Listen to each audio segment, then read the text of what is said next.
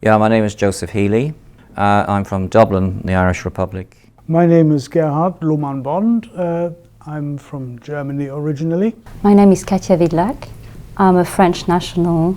My name is Duarte. I'm from Galicia in Spain. So my name is Mario Di Poppa. I'm from Italy. My name is Jana Libau. I'm from Germany originally. And I've lived in the UK since 1977. I am a conscientious objector. Originally only came for about 3 weeks. That was the plan, and I'm still here. I've been living in the UK since 2001. I came here through an Erasmus program. Well, almost 6 years now. I came here just for 1 year or so to learn English, improve a little bit, and then I found new career opportunities. I met people. I like it here. I've been here since 3 years and 5 months. So I work here as a postdoctoral researcher in neuroscience because I wanted to work with this team here in London. I've lived in the UK for almost 7 years now. Well, I'm a translator, an interpreter, and after I finished my translation studies, I wanted to improve my English. So there was mass immigration from Ireland, and I came to London. Yeah, I'm really worried because I've got 2 daughters, one with a French nationality. It would be problematic for her to get British citizenship. Well, if I had to define it with one word, it would be uncertainty. My wife is not entitled to German citizenship, and I would not necessarily be entitled to remain here. Yes, I am quite worried. I mean, apart from the fact that I'm an Irish citizen, my partner is a Spanish citizen, and he's got no vote in this referendum, despite the fact that he's been working here for 17 years.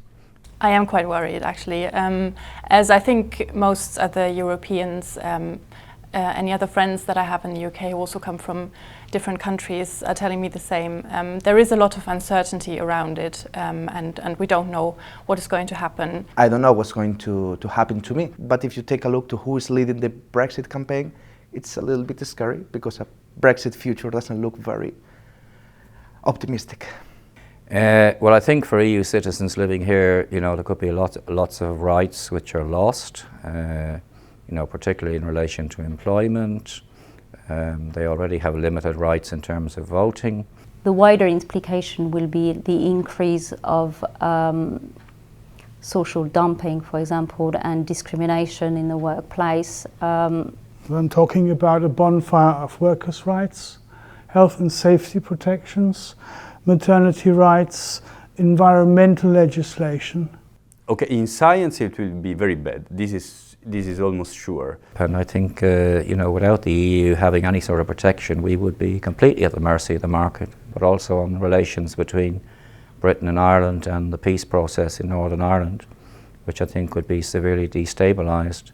On a cultural level, it will create a bigger difference and a wider border between the rest of Europe and UK. A Brexit vote with a kind of narrative that is being framed around Brexit, anti-immigration, control of borders, anti-refugee, etc., would encourage all these far-right parties across Northern Europe. I think that the Brexit side lost the economic argument. They don't want to talk about that anymore, and they are trying to play this card of immigration is something that causes anxiety in many working people in this country. I think at the moment there's already a bad narrative about different type of migrant and how the Leave campaign is trying to use different migrant groups to fight each other, really. The referendum debate is framing around immigration. It makes me feel also a little bit awkward. It's like if you were sit next to a group of people that is talking about you, that they are even insulting or smearing you, and you don't have the right to answer. To me, it does feel a little bit like we are not welcome in this country anymore, and people do not like us to contribute as we do. It makes me feel uncomfortable because even though that I am not a British national, I am part of the British society. I live here, I work here, I go to British supermarkets, I go to the same pubs as British nationals. I am part of this society. I pay my share of taxes and I care about what happens to to this country, even though that my national identity is not English, Welsh, Scottish. Or I have actually always said that if the UK decides to leave the European Union, I would leave the country, and I think this is what I would do, actually. I know that because I've been living here for 6 years, worst case scenario, I could apply for nationality. And for me, that would be all right, because I've been already here for 6 years. But for example, if I think of my girlfriend, she hasn't been here for that long.